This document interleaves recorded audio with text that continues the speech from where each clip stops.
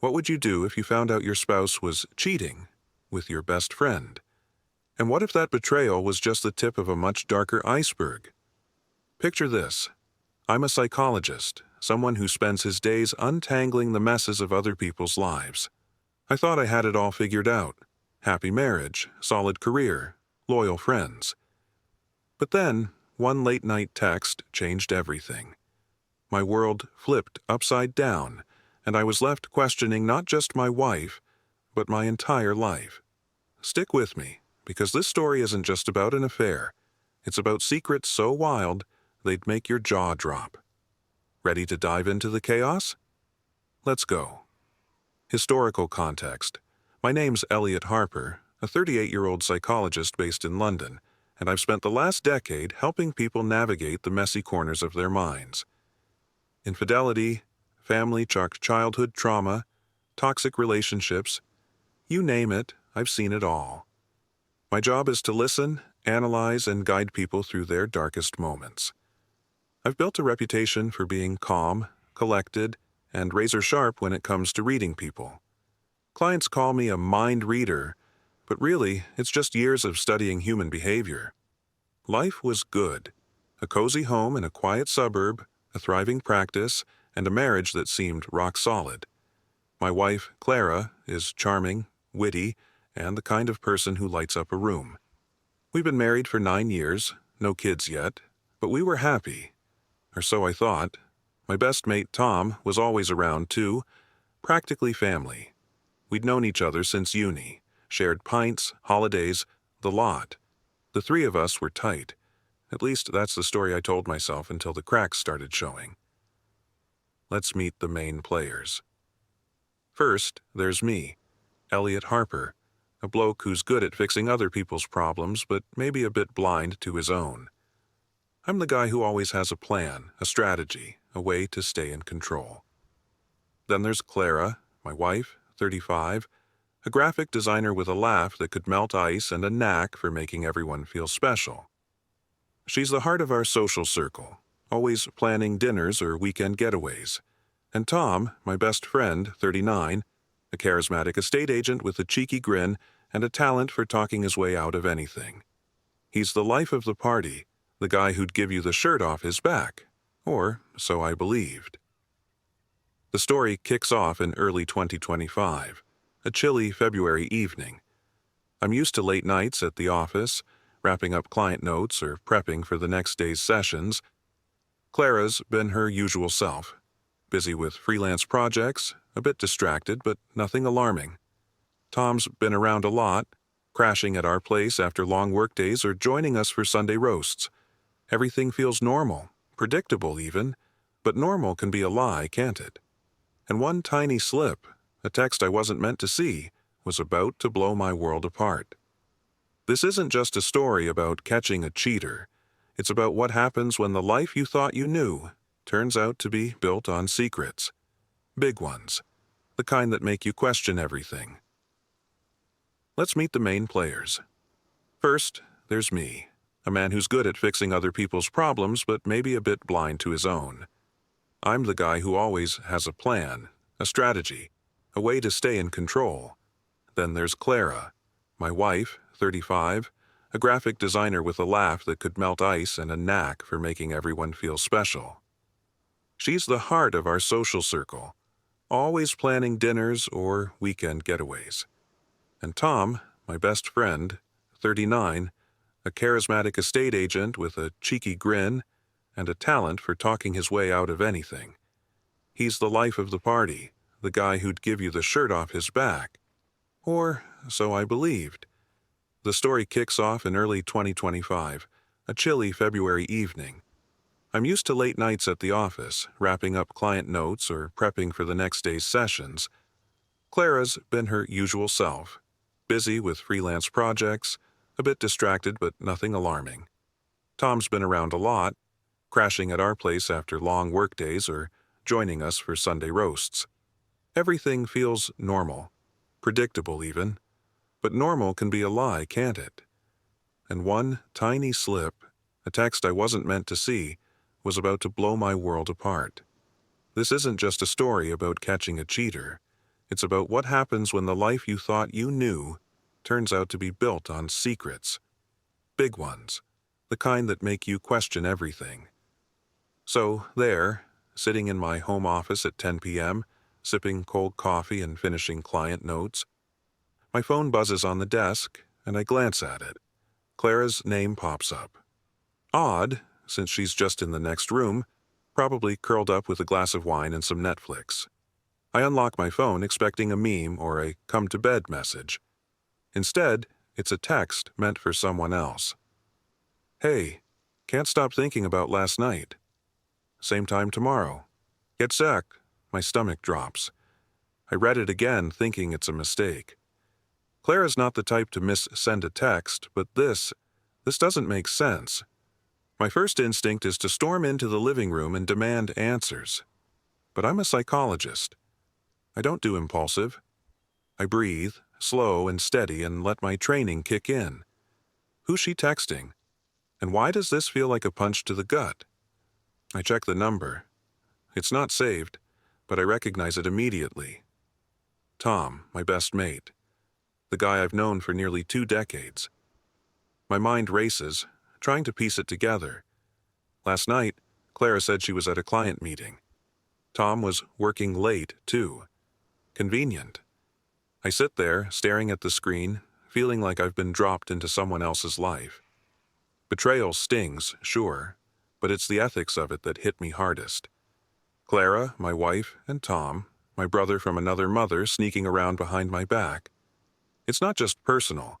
It's a violation of trust, loyalty, everything I stand for as a person and a professional. I help people rebuild after this kind of deceit, and now it's my turn to live it. Psychologist on the case. Observation instead of action. Here's where my job comes in handy. Instead of confronting Clara or Tom, I decide to play it smart. I'm trained to read people. Body language, tone, micro-expressions. If they're hiding something, I'll see it. But I also know I can't let my emotions cloud my judgment.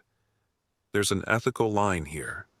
I could use my skills to manipulate or trap them, but that's not who I am. I want the truth, not a power trip. So I start observing. Over the next few days, I pay attention to Clara's habits. She's jumpier than usual, checking her phone constantly, and there's a forced cheerfulness in her voice when we talk. Tom's no better. He swings by for a beer, and I notice he avoids eye contact, laughs too loud, and changes the subject when I mention Clara. Classic guilt signals. I wrestle with the ethics of digging deeper. As a psychologist, I'm bound by a code, confidentiality, honesty, doing no harm. But this isn't a client session. This is my life. Still, I feel a pang of guilt when I check Clara's phone while she's in the shower. No more texts to Tom, but there's a locked app I've never seen before. My heart sinks, but I don't crack it. That feels too far, like I'm crossing into territory I can't come back from. Instead, I decide to test the waters. At dinner, I casually mention a case about infidelity, watching Clara's reaction. She freezes, just for a split second before laughing it off. "Wow, people are wild," she says. But her eyes don't meet mine. I'm not just hurt, I'm angry. But I keep it locked down, because losing control won't get me answers. First hint of the big mystery. A week later, things get weirder. I'm at a coffee shop prepping for a client when I overhear Clara's voice nearby. She's on the phone tucked in a corner thinking I'm miles away at my office. I don't mean to eavesdrop, okay, maybe I do, but what I hear stops me cold. He can't know Tom. Not about that. It's not just about us. My blood runs cold. Not about us. What the hell does that mean? Is there more to this than an affair? I duck behind a newspaper like some amateur spy, my mind spinning. This isn't just about late-night meetups or flirty texts. There's something bigger at play, something they're both desperate to keep from me. Now, I'm not just dealing with betrayal, I'm staring down a mystery. As a psychologist, I know people hide things to protect themselves or others. But this feels different. It's not just guilt, it's fear. Clara and Tom are scared of something, and it's tied to me. The ethical dilemma grows heavier. Should I confront them now, risking whatever they're hiding? Or keep digging, knowing I'm violating their privacy? I choose the latter, but not without a cost. Every lie I catch, every secret I uncover, chips away at the life I thought I had. And trust me, what I find next makes that text look like child's play. To give you a sense of how this felt, imagine you're building a puzzle, thinking it's a picture of your dream house. You've got the pieces: marriage, friendship, career, and they fit perfectly. Then, someone hands you a piece that doesn't belong, and suddenly the whole picture looks wrong.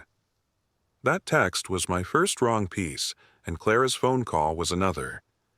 In my work, I've seen clients unravel over less: a spouse's white lie, a friend's gossip. One case sticks with me: a woman who discovered her husband's affair only to learn he'd been hiding a second family. The betrayal wasn't just the cheating, it was the life he'd stolen from her. I'm starting to wonder if I'm living that case now. There's this myth that psychologists are immune to personal drama. People think we've got it all figured out, like we can just therapize our way through anything. Nope. I'm as human as anyone else, and this hurts like hell. Another myth? That catching a cheater gives you closure. From what I'm seeing, it's not the affair that breaks you. It's the secrets underneath. Clara and Tom aren't just sneaking around. They're guarding something that could rewrite my entire reality. And as much as I want to scream at them, I know the truth won't come from a fight. It'll come from patience, strategy, and maybe a little bit of that mind reading I'm known for. This is just the start, folks. The deeper I dig, the wilder this gets. Stick around for the next part, because what I uncover next isn't just a betrayal, it's a bombshell that changes everything. I'm a psychologist who thought he had it all: happy marriage, loyal best mate, until a rogue text from my wife, Clara, to my best friend, Tom, blew everything up. They're having an affair, but it's not just that. There's something bigger they're hiding, something they're terrified I'll find out. So I'm doing what I do best: playing detective with a PhD in human behavior. Let's dive into the next chapter of this mess, where things get weirder, shadier, and a whole lot more complicated. Buckle up, the stakeout that changed everything. All right, I know what you're thinking. Elliot, mate, you're a psychologist, not James Bond. But hear me out. After overhearing Clara's cryptic phone call, he can't know, not about that. I'm obsessed. What's that? Is it just the affair, or is there a deeper secret? I'm torn. Part of me wants to confront them, but my training screams, get the facts first. So I do something I'm not proud of. I go full-on stalker mode. Not my finest hour, ethically speaking, but desperation does funny things to a bloke. One evening, Clara says she's meeting a client for a late dinner. Suspicious, right? I decide to tail her. I borrow a mate's car, because my Audi's too recognizable, and follow her from our house in Chiswick. She drives to a posh hotel in central London, not exactly the spot for a casual client chat. I park across the street feeling like a total creep and watch her walk in. 10 minutes later, Tom shows up. My heart sinks, but I'm not surprised. What does surprise me is the third person who joins them: a sharply dressed woman in her 50s, someone I've never seen before. They're not sneaking around like lovers. They're huddled in a corner of the hotel bar, looking nervous, plotting. I can't tell, but it's not a romantic rendezvous. This is something else. Ethically, I'm on thin ice. Stalking my wife and best mate? Not exactly in the Psychologist's handbook. But as a husband, I'm justified, aren't I? I wrestle with it, sitting there in the dark, wondering if I'm losing my moral compass. Still, I snap a few blurry photos through the bar window because evidence matters. Whoever this woman is, she's the key to whatever Clara and Tom are hiding, and I'm not stopping until I know who she is. Digging into the mystery woman. Back home, I'm a man on a mission. Clara's asleep, oblivious to my late-night sleuthing, and I'm hunched over my laptop, trying to figure out who this mystery woman is. The photos are grainy, but I notice a distinctive brooch on her jacket, shaped like a peacock. It's a long shot, but I start Googling local events, socialites, anything that might connect. I also check Clara's social media, something I've avoided out of respect for her privacy. Big mistake. Her Instagram's private now, which it never was before, and her recent posts are vague. Artsy shots of coffee cups and sunsets, no captions. Tom's no help either. His profiles are locked down too. Then, a breakthrough. I remember Clara mentioning a new client, someone high profile she was designing a logo for. Could it be the mystery woman? I dig through Clara's emails. Yeah, I know, another ethical line crossed, and find a thread with a woman named Vivian Caldwell. No mention of Tom, but the emails are oddly formal, almost coded. Looking forward to our next discussion about the project, one says, with a winking emoji. Clara doesn't use emojis with clients. I Google Vivian Caldwell and hit the jackpot. She's a wealthy art dealer, known for her exclusive galleries and questionable business dealings. That peacock brooch? It's her signature accessory splashed across every society page photo. Now I'm really confused. What's an art dealer got to do with my wife and best mate? Are they caught up in something illegal, financial, or is this personal? As a psychologist, I know people lie to protect themselves, but this feels like a conspiracy. I'm starting to question my own judgment. Am I paranoid, or am I onto something? The ethical weight of my actions, snooping, spying, sits heavy, but the need for truth outweighs my guilt. I'm not just fighting for my marriage anymore, I'm fighting for my reality. Testing the waters with Clara, I can't keep playing Sherlock forever, so I decide to nudge Clara without tipping my hand. Over breakfast, I casually bring up Tom. Haven't seen him in a bit, I say, watching her over my coffee mug. He's been busy with work, she replies too quickly, her fingers tightening around her spoon. I push a little further. Oh, and I heard about this art dealer, Vivienne something. Know her? Clara's face goes pale, just for a second before she laughs it off. Vaguely. Networking stuff. Her voice is steady, but her eyes dart to her phone. Gotcha. Later I try Tom. I invite him for a pint, keeping it light, but I'm studying him like a case study. He's jittery, ordering a second drink before finishing the first. When I mention Clara's client meetings, he chokes on his beer and mumbles something about her being swamped. Their stories don't add up, and I'm done playing nice. But I also know a direct confrontation will shut them down. If I'm going to get answers, I need to be strategic, not emotional. That's the psychologist in me talking. But the husband? He's screaming for justice. Think of this like a chess game.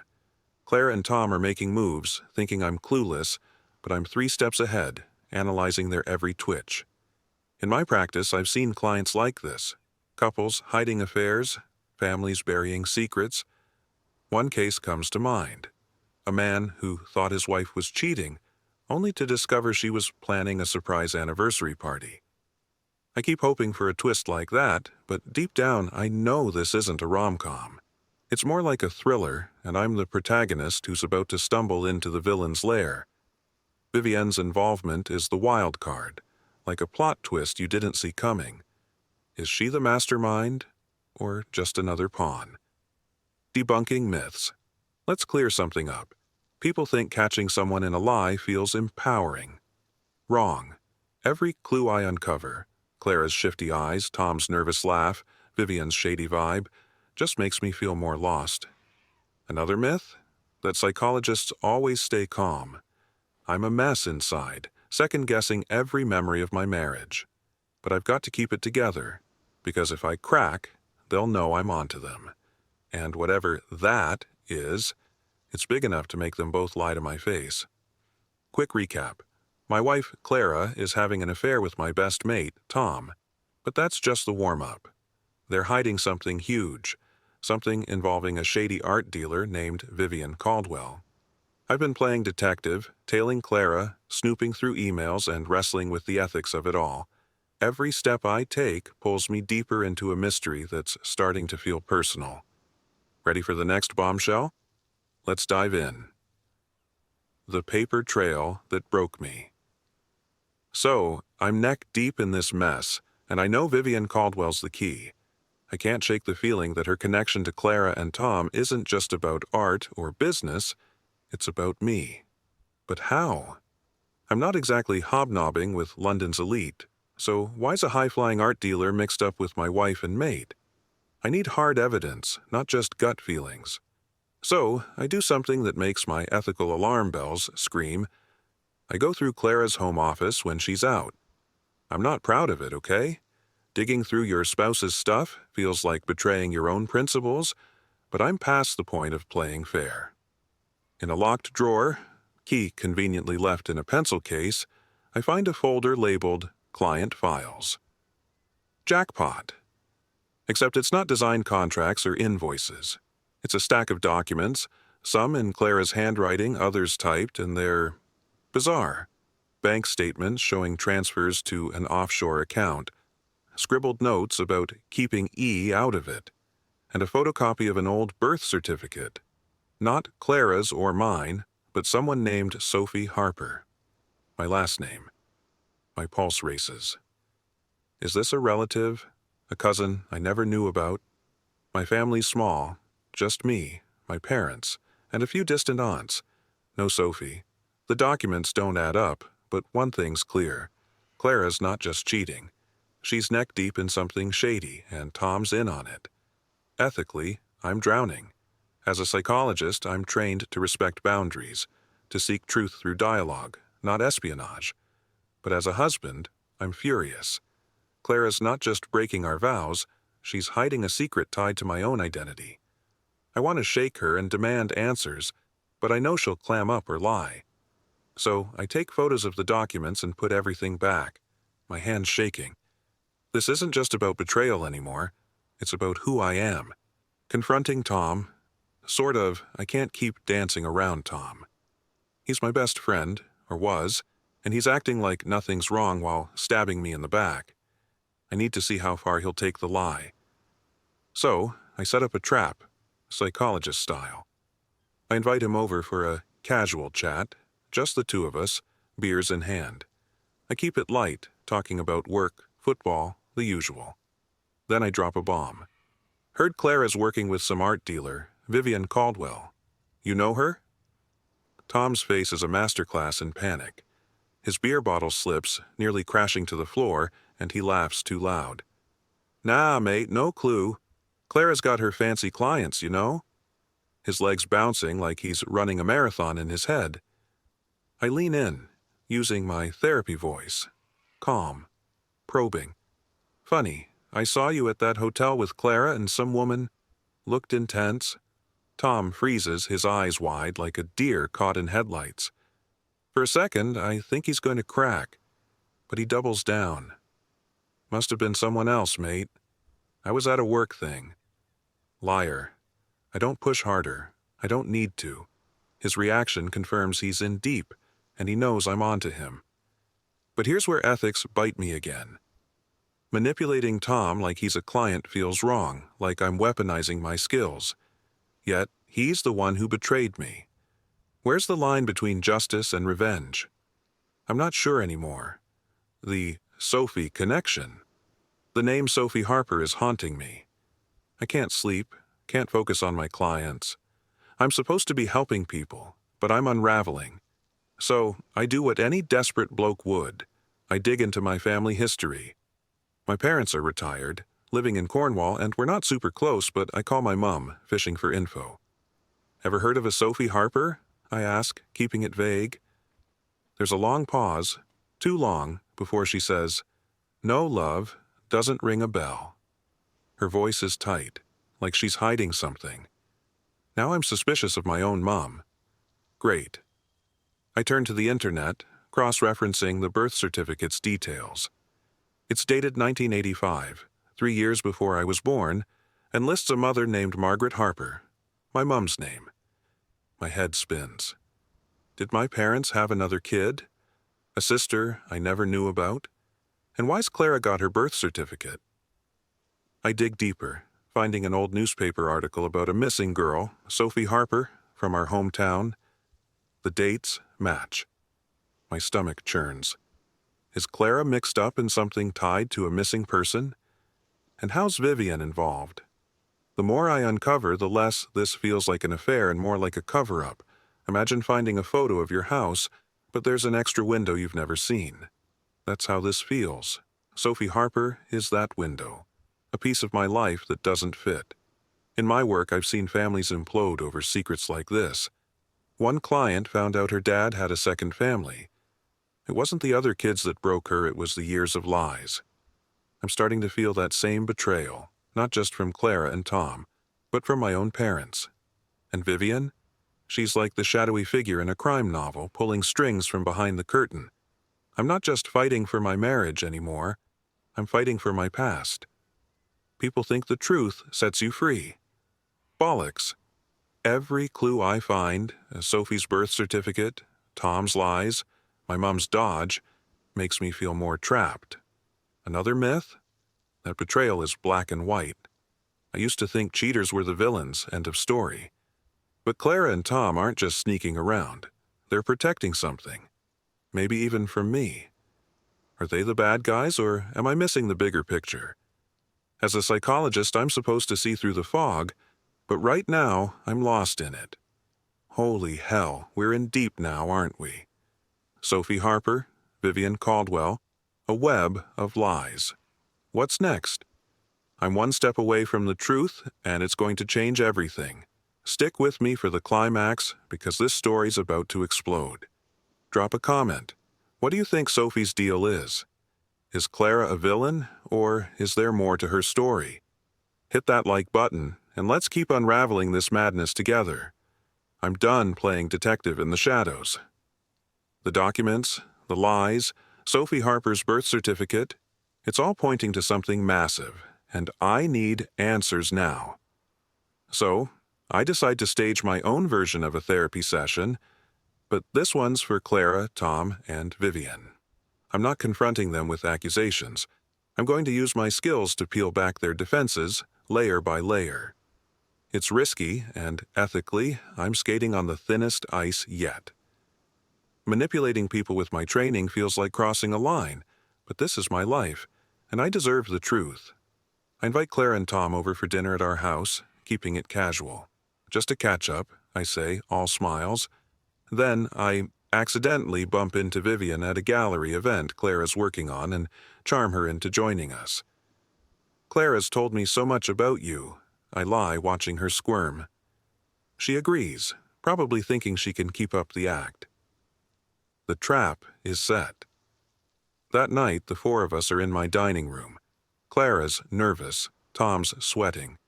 Vivian's cool as ice. I pour wine, make small talk, and let the tension build.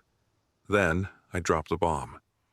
I found something interesting, I say, pulling out a copy of Sophie Harper's birth certificate and sliding it across the table. The room goes dead silent. Clara's fork clatters to her plate. Tom's face turns gray. Vivian's smile freezes, but her eyes are sharp, calculating. Care to explain why my wife's got this in her office? I ask, my voice calm but razor-edged. Clara tries to speak, but her words stumble. Elliot, it's not what you think. She starts, but Tom cuts her off. Mate, let's talk privately, he pleads, his voice cracking. Vivian, though, she's the one who surprises me. Oh, Elliot, she says, leaning back in her chair. You're cleverer than I thought. But you're not ready for this. Not ready? I'm shaking with anger, but I keep it locked down. Try me, I say. And then Vivian drops the bombshell that flips my world upside down. Sophie Harper was your sister, she says, her voice cold. And I'm the one who helped your parents cover it up when she disappeared. My mind reels. Sister? Disappeared? I look at Clara, who's crying now, and Tom, who won't meet my eyes. Vivienne keeps going. Your parents didn't want you to know. They paid me to handle it, fake documents, new identities. Clara and Tom were just collateral damage. Collateral damage? I'm floored. Clara finally speaks, her voice trembling. I found out last year, Elliot. I was working with Vivian, and she let it slip.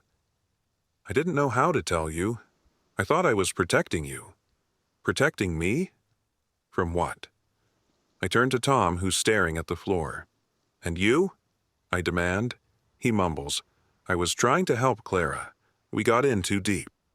Their affair, it turns out, wasn't even the point. It started as a desperate attempt to keep me in the dark while they figured out how to handle Vivian's blackmail. She'd been threatening to expose the truth about Sophie unless they helped her with some dodgy art deals. This isn't just a betrayal. It's a conspiracy that spans decades. My parents, my own mom and dad, hid a sister from me. Sophie, who went missing when I was a toddler, wasn't just a random case in a newspaper. She was my family. And Vivienne, this so-called art dealer, orchestrated the cover-up, profiting off my parents' grief. Clara and Tom's affair? It was a side effect of their panic, a stupid, reckless mistake born out of trying to shield me from a truth they didn't fully understand. But shielding me meant lying to my face, breaking my trust, and dragging me into this mess. The consequences are staggering. My marriage is hanging by a thread. Can I ever trust Clara again, even if her intentions were good? Tom's no longer my friend. He's a stranger who chose secrecy over loyalty. And Vivienne? She's a predator, exploiting my family's pain for her own gain. But the biggest blow is personal. My entire identity feels like a lie. Who am I if my parents hid something this huge? Was Sophie's disappearance an accident, or is there more Vivian's not saying? I'm a psychologist. I'm supposed to have answers, but I'm drowning in questions. Ethically, I'm a wreck. I manipulated this confrontation, used my skills to corner them, but was it worth it? The truth is out, but it's not freeing. It's a weight, crushing everything I thought I knew. And yet, there's a part of me, a dark, angry part, that feels justified. They lied, they schemed, they betrayed me. But now I have to decide. Do I forgive, or do I fight back? Vivienne's still out there, untouchable, and my parents, I haven't even confronted them yet. The fallout from this dinner is just the beginning. So, where do I stand after that bombshell dinner? My world's been flipped upside down. Clara and Tom's affair wasn't just a fling. It was a desperate attempt to keep me from learning about Sophie, my sister, who vanished when I was a toddler. Vivian Caldwell, the puppet master, orchestrated the cover-up for my parents, profiting off their pain and blackmailing Clara and Tom into her shady art deals. My parents? They lied to me my whole life, pretending Sophie never existed. As a psychologist, I'm trained to help people face their truths, but facing my own? It's like staring into a void. Clara's begging for forgiveness, swearing she was trying to protect me. Tom's a mess, apologizing but avoiding me like I'm radioactive. Vivienne, she's untouchable, sipping champagne at some gallery opening, probably laughing at the chaos she caused. And my parents. I haven't confronted them yet, but that's a storm brewing. The biggest takeaway? Trust is fragile. One text, one lie, and my whole life unraveled. But here's the kicker. Knowing the truth doesn't fix it. It just gives you a choice. Hold on to the anger or rebuild from the ashes. Ethically, I'm still grappling. I crossed lines, snooping, manipulating, staging that dinner like a chess master. Was it worth it? Maybe. I got answers, but at the cost of my peace. Clara and Tom betrayed me, but they were pawns in Vivian's game. My parents' silence hurts the most, though. They chose to bury Sophie's memory instead of fighting for her. As for Sophie herself, I'm still digging. Was she kidnapped? Worse? Vivienne knows more, and I'm not done with her yet. Now I need your help. What would you do next? Forgive Clara and try to save the marriage, or walk away, confront my parents and demand the full story about Sophie, or let it go? And Vivienne, should I expose her even if it means diving deeper into her dangerous world? Drop your thoughts in the comments. I'm reading every single one.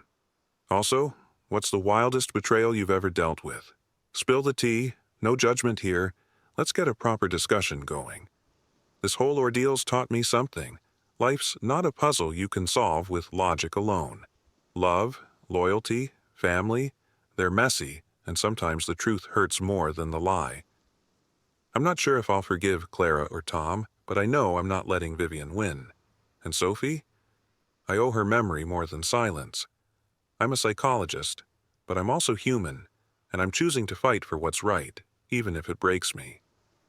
Thanks for riding this wave with me, you lot. Stay curious, stay kind, and I'll see you in the next one. Until then, keep your eyes peeled for those rogue texts. You never know what they'll unravel. Peace out.